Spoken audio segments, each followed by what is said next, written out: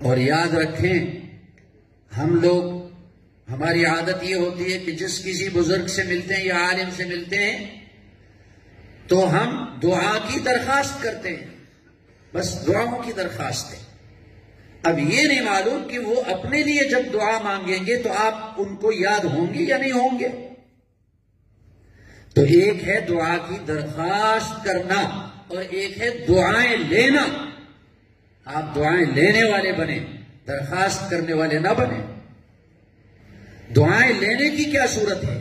آپ اپنے اساتذہ کے ساتھ رابطے میں رہیں گے، اگر موقع ملا ملاقات کے لیے چلیں گے، تعلق رکھیں گے، فون کریں گے، رابطہ رکھیں گے، اور استاد کے ساتھ اچھے سلوک سے پیش آئیں گے۔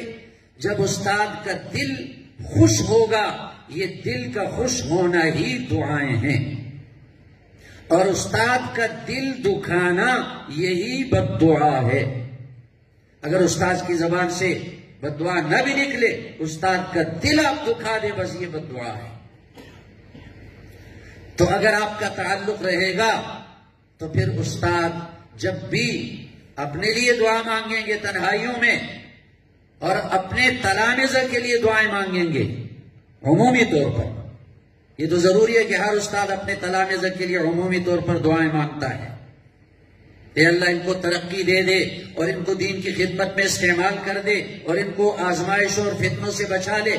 لیکن جب آپ کا تعلق ہوگا تو آپ کا نام بھی لے کر آپ کے لیے دعا کریں گے آپ کے اساتذہ۔ یہ ہے دعائیں لینا۔